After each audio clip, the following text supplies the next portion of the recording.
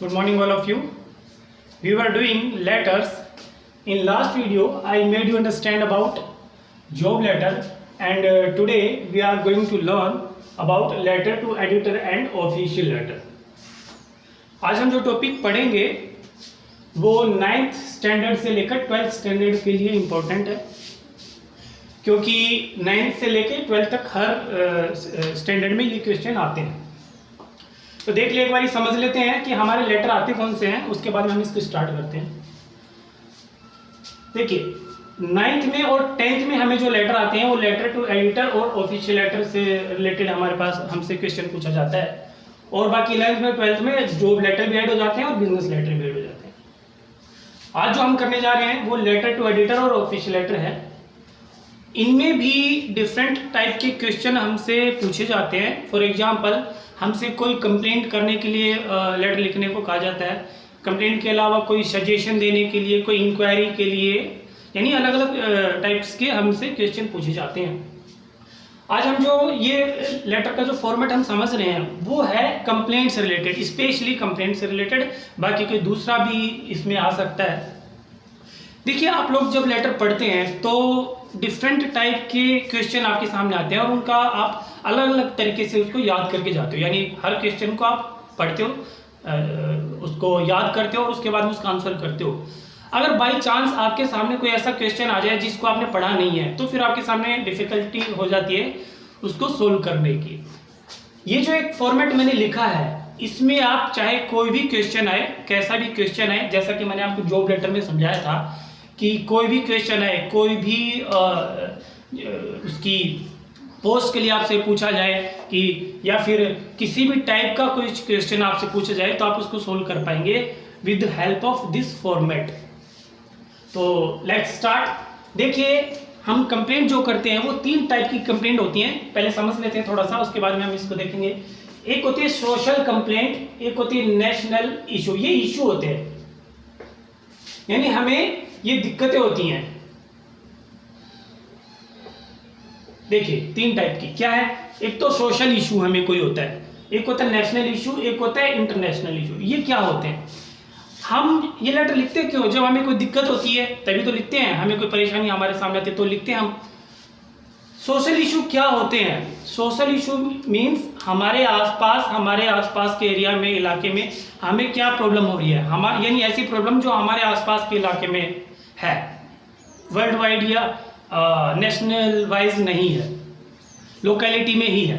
For example, जैसे हमारे social issue क्या होते हैं, जैसे बैड रोड प्रॉब्लम, रोड टूटी हुई है, फूटी है, या बैड रोड की सिचुएशन ठीक नहीं है, टूटी हुई है।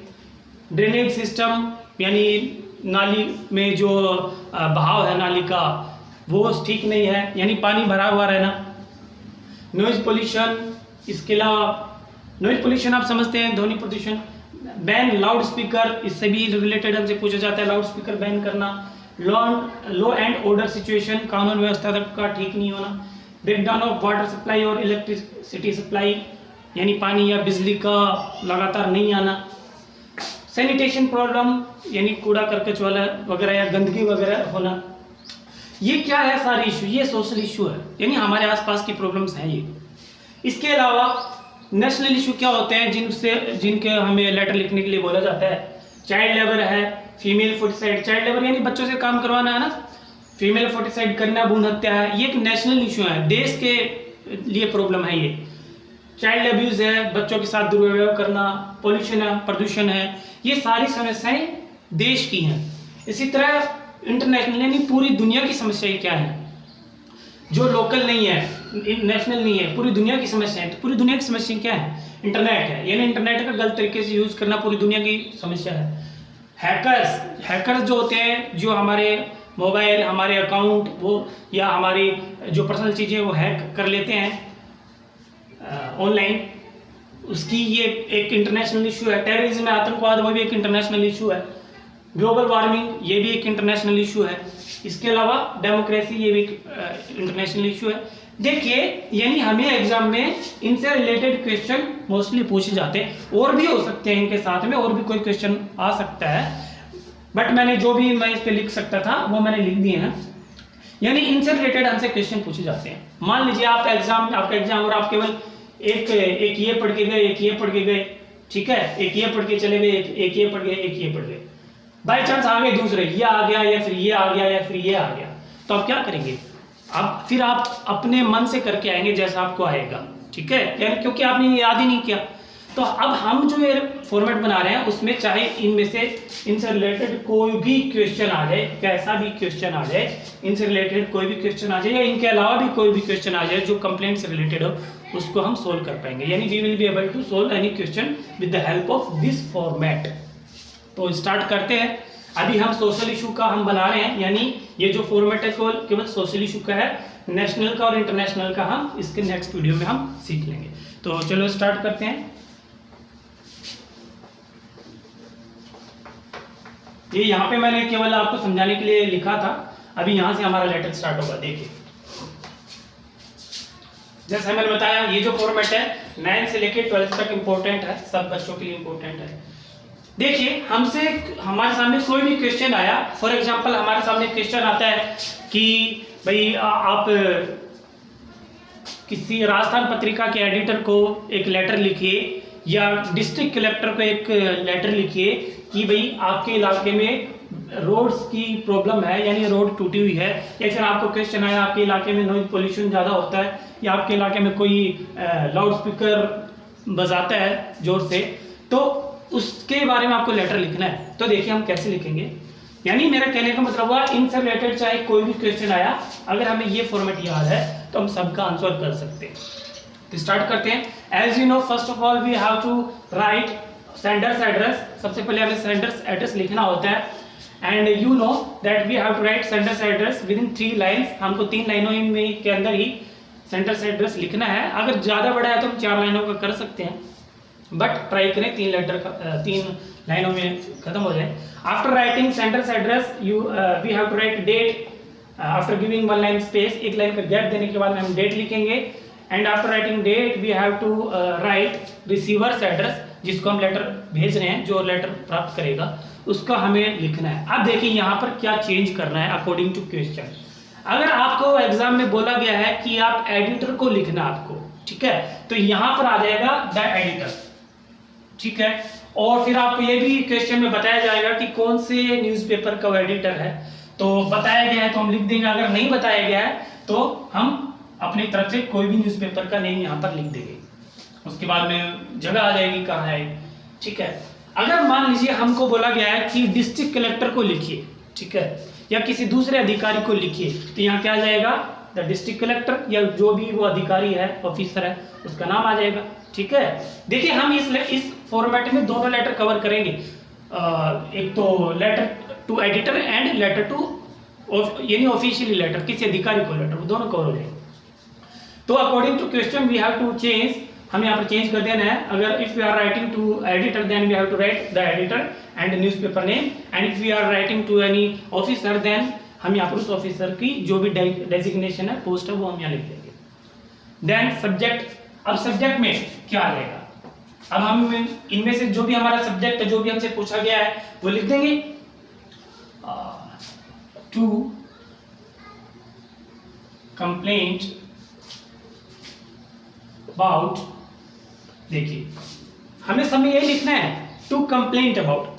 अगर इफ यू आर कंप्लेंटिंग, अगर हम कंप्लेंट कर रहे हैं तो ही हम ये लिखेंगे टू कंप्लेंट अबाउट। अगर हम सजेशन दे रहे हैं तो यहाँ कंप्लेंट की जगह आ जाएगा सजेशन, है ना, टू सजेस्ट अबाउट, फिर ऐसे आ जाएगा।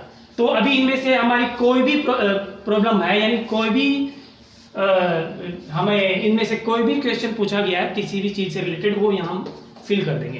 तो हम मान लीजिए हमसे क्या पूछा गया था?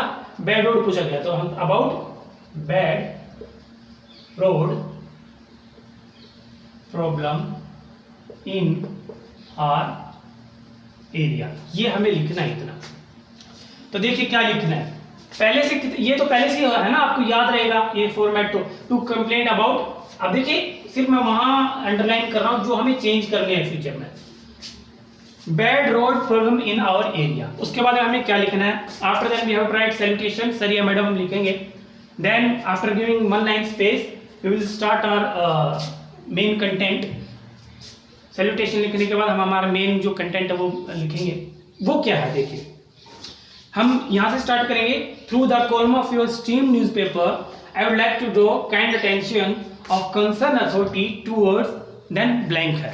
अब ये ब्लैंक मैंने क्यों छोड़ा है? ब्लैंक मीन्स इनमें से जो भी क्वेश्चन आया है वो हम यहाँ फिल कर देना। कौन सा हम ये कर रहे हैं ना, बैड रोड वाला, तो यहाँ पर आ जाएगा towards bad road problem in our area. देखिए अब इसकी हिंदी क्या होगी कि through the columns of your esteemed newspaper, यानी आपके स्टीम का मतलब होता है माननीय, सम्मानित न्यूज़पेपर, अखबार के कॉलम का मतलब है अखबार का कोई भी एक हिस्सा, कोई भी वह भाग जहां पर उस लेख को, इस आर्टिकल को छापा जाएगा। थ्रू यानी से, यानी हिंदी क्या होगी, यानी आपके सम्मानित या सम्मानीय अखबार के माध्यम से, अखबार के द्वारा I would like to draw kind attention, मैं चाहूंगा क्या, ड्रॉ करना, खींचना, काइंड अटेंशन, आपकी एक अटेंशन खींचना चाहूंगा।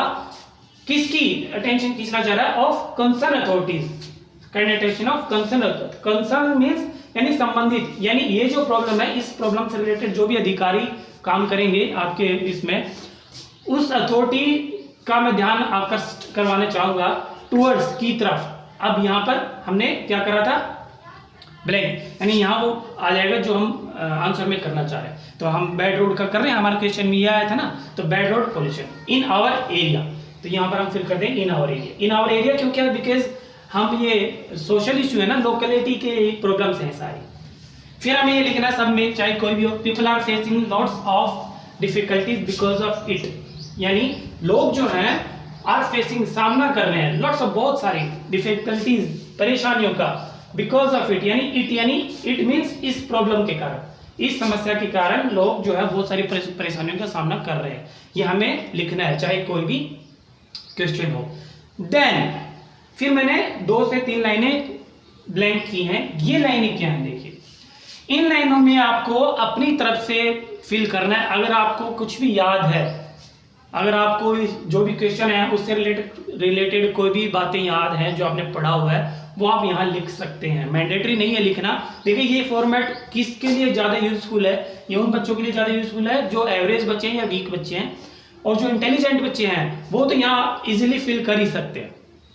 तो देखिए यहाँ पर फिर हमें फिल करना है अकॉर्डिंग टू क्वेश्चन। अब बैड रोड प्रॉब्लम है, तो जब रोड टूटी हुई होती है तो क्या क्या समस्याएं आती हैं, तो हम यहाँ पर फिल कर देंगे कि भाई लोगों को जाने आने में दिक्कत हो रही है, या फिर रोड टूटी होने के कारण एक्सीडेंट हो रहे हैं, तो ये चीजें हम यहाँ पर फिल कर देंगे। अकॉर्डिंग टू सिचुएशन हम फिल करनी है हमें यहाँ पे। तो 2 या 3 लाइनें हम अपनी तरफ से फिल कर सकते हैं, और जो इंटेलिजेंट बच्चे हैं वो जरूर करें। उसके बाद में फिर हमें पैराग्राफ चेंज करना है, एक लाइन का यहाँ पर गैप देके फिर लिखना है, I have complaint so many times to concern department but no action has been taken. देखिए फिर ये बोलता है भाई I have complaint so many times to concern department. भाई मैंने जो भी संबंधित डिपार्टमेंट विभाग है इस प्रॉब्लम से रिलेटेड, उसको मैंने बहुत बार शिकायत करी है, लेकिन no action has been taken, अभी तक कोई भी कार्रवाई नहीं करी गई है, कोई भी एक्शन नहीं लिया गया है येट अभी तक। फिर ये बोलते हैं if necessary steps are not taken it will turn into a big problem. अगर कोई आवश्यक कदम नहीं उठाए गए तो ये जो समस्या है ये एक बड़ी समस्या में बदल जाएगी। इसलिए I request you to publish this matter in your newspaper to solve this problem as soon as possible. इसलिए मैं प्रार्थना करता हूं कि आप ये जो मुद्दा है, ये जो मैटर है, आप अपने अखबार में पब्लिश करें, छापें। क्यों? जिससे कि ये जो समस्या जितनी जल्दी हो सके उतनी जल्दी सॉल्व हो जाए। Then we have to give 1 line space and ending हमें लिखनी है I hope you will do the needful. आशा करता हूं कि आप जो भी जरूरी कदम होगा वो आप उठाएंगे। फिर हमें थैंकिंग यू लिखना है, और योवर्स YOUR और S कोमा वगैरह कुछ नहीं लगाते हैं यहाँ पे। योवर्स ट्रूली, फिर यहाँ पे नाम लिख दिया सुदेश कुमार। ट्रूली कब लिखते हैं? If we are writing to editor then we have to write truly, और if we are writing to any other we are writing to officer then we have to write faithfully. अगर editor को लिख रहे हैं तो truly लिखेंगे, और किसी अधिकारी को लिख रहे हैं तो फेथफुली लिखेंगे। तो देखिए ये हमारा फॉर्मेट था, चाहे कोई भी क्वेश्चन आए हमें यही लिखना है। अब मान लीजिए आपने ये याद कर लिया, पढ़ लिया अच्छी तरह, आपके ये सारा आ गया, एग्जाम में आ गया लॉ एंड ऑर्डर सिचुएशन, ठीक है। तो हमें क्या करना है, सेम यही चीजें रखनी है। यहां पर क्या लिख दोगे, about law and order situation in our area, यानी हमारे इलाके में कानून और जो व्यवस्था है वो सही नहीं है, उससे रिलेटेड हमें लिखना है। तो हमें क्या चेंज करना है, एक इस जगह यानी सब्जेक्ट में हमें वो चीज लिखनी है कि हम किस बारे में लिख रहे हैं, तो law and order situation in our area. Then हमें दूसरा चेंज कहां करना है, ये जो मैंने अंडरलाइन किया है यहां पर हम क्या लिख देंगे, towards law and order situation, ठीक है, इन आवर एरिया। फिर इस जगह हम जो हमने 2 या 3 लाइनें छुड़वाई थी उस जगह हम क्या करेंगे, अब देखिए according to question we have to change our point, हम क्वेश्चन के हिसाब से हमारे पॉइंट चेंज कर लेंगे, बदलेंगे। अब यहाँ पर क्या लिखेंगे, जैसे रोड खराब थी तो हम यहाँ क्या क्या लिखते कि भाई रोड टूटी होने की वजह से एक्सीडेंट ज्यादा हो रहे हैं, लोगों को आने जाने में दिक्कतें हो रही हैं। अब कानून व्यवस्था ठीक नहीं है तो क्या दिक्कतें आएंगी, भाई चोरी चकारी ज्यादा बढ़ रही है, चोर जो है वो खुले घूम रहे हैं, चोरियां हो रही है ना, और पुलिस अपना काम सही से नहीं कर रहे हैं, तो वे लोगों की जो प्रॉब्लम्स है वो सोल्व नहीं हो रही हैं। तो हम ये 2-3 लाइनें आप जब पढ़ोगे तो आप इस पे इजीली आप कर पाओगे। तो ये फिर यहाँ पे ये फिल कर दोगे, देन हमें ये सेम रखना है, कोई चेंज नहीं करना, यानी इनका मतलब वही है, चाहे कोई भी क्वेश्चन आ जाए हमने ये कर देंगे इसी तरह। अब देखिए चाहे कोई तीसरा क्वेश्चन है, बैन लाउड स्पीकर, ये आ जाए एग्जाम में, ठीक है, तो हम यहाँ क्या कर देंगे, भाई to complain about loud speaker in our area, ये हम लिख देंगे। फिर हम ऐसा कैसे लिखेंगे, through the column of stream newspaper, ये पूरा लिखेंगे और यहाँ पे क्या लिख देंगे, टुवर्ड्स के बाद में towards the use of loud speaker, ठीक है, या towards the ban of loud speaker, हम ये चीज लिख देंगे। फिर in our area people are facing lots of difficulties because of it, और फिर हमने 2 या 3 लाइनें छोड़ी ना, इस जगह हम क्या कर देंगे, यानी भाई लाउड स्पीकर बजेगा तो फिर क्या दिक्कतें आएंगी, यानी स्टूडेंट्स को पढ़ने में दिक्कतें आ रही है ना, जैसे हम यहाँ पर लिख देंगे भाई nowadays exams are going on and students are facing lots of problem in their studies, तो बच्चे उनके अध्ययन में उनको समस्याएं हो रही हैं, एंड पेशेंट जो हैं उनको दिक्कतें हो रही हैं, यानी हम अकॉर्डिंग टू क्वेश्चन यहाँ पर फिल कर देंगे 2 या 3 लाइनें। फिर ऐसा कैसा कोई चेंज नहीं है। तो आई होप आपको ये फॉर्मेट समझ में आया होगा, यानी कोई भी क्वेश्चन होए इनसे रिलेटेड या और भी कोई क्वेश्चन आ जाए कंप्लेंट से रिलेटेड सोशल इशू में, then I hope you will be able to solve the answer. अच्छा, अब ये लेटर तो हम लिख रहे हैं किसको, द एडिटर को। सपोज आपको एडिटर को नहीं लिखना, कलेक्टर को लिखने के लिए आ गया, the district collector, district collector को लिखने के लिए आ गया, ठीक है। अब डिस्ट्रिक्ट कलेक्टर कहाँ का है, झुंझुनू का है, ठीक है। तो हम देखिए अगर डिस्ट्रिक्ट कलेक्टर को या किसी भी दूसरे अधिकारी को, जैसे कोई भी द ऑफिसर म्युनिसिपल डिपार्टमेंट या कोई भी अधिकारी को लिखने के लिए आ गया, तो यहाँ हम वो चेंज करेंगे।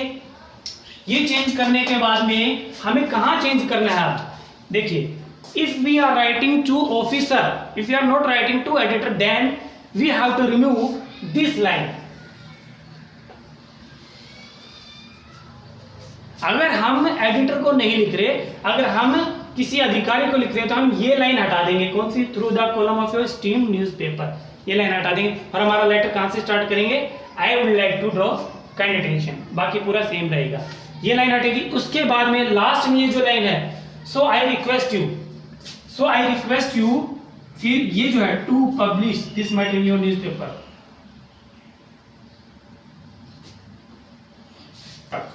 ये लाइन देखिए, आपको समझ में आ रहा होगा। अगर हम एडिटर को नहीं लिख रहे, एडिटर के अलावा किसी और को लिख रहे हैं, तो हमें ये लाइन हटा देनी है, 2 लाइनें, कौन सी, एक ये first line through the column of steam newspaper, ये हम हटा देंगे, और एक ये लाइन हम हटा देंगे, to publish this matter in your newspaper. तो अब देखिए क्या बन जाएगा आंसर। मान लीजिए हमें डिस्ट्रिक्ट कलेक्टर को लिखना है इसके बारे में, ब्रेक डाउन और वाटर सप्लाई के बारे में, इलेक्ट्रिसिटी सप्लाई के बारे में, हमारे एरिया में पानी और बिजली सही टाइम पर नहीं आती है, तो हमें लिखना किसको, डिस्ट्रिक्ट कलेक्टर को लिखनी है। तो हमारा फॉर्मेट क्या हो जाएगा, यही रहेगा, यहाँ पर हम डिस्ट्रिक्ट कलेक्टर लिख देंगे, एड्रेस लिखेंगे, फिर हम ये लाइन हटा देंगे, through the column of stimulation paper कहाँ से स्टार्ट करेंगे, आई वुड लाइक टू, हम यहाँ से स्टार्ट करेंगे। तो भाई I would like to draw the kind attention, फिर पूरा लिखेंगे, फिर यहाँ पर अपनी तरफ से कुछ ऐड करेंगे, फिर ये पूरा लिखेंगे और ये लाइन हम हटा देंगे, क्योंकि अब हम कोई मैटर थोड़ी पब्लिश कराना है हमें अखबार में, हम तो अब कंप्लेंट करने हैं डिस्ट्रिक्ट कलेक्टर को या किसी दूसरे अधिकारी को, तो ये हम हटा देंगे और ये हम आंसर कर देंगे। और ट्रूली की जगह क्या आ जाएगा, फेथफुली, क्योंकि आप डिस्ट्रिक्ट कलेक्टर को लिख रहे हैं ना, तो यहाँ पर आ जाएगा फेथफुली। आई होप आपको ये क्लियर होगा कि कोई भी क्वेश्चन आए with the help of this format we can solve any type of question if question is related to social issue। ठीक है बचा नेशनल इशू और इंटरनेशनल इशू, वो हम नेक्स्ट वीडियो में समझेंगे। और ये जो है फॉर्मेट, इससे रिलेटेड मैं क्वेश्चन डालूंगा आज, वो आपको सोल्व करने हैं। ठीक है, थैंक यू।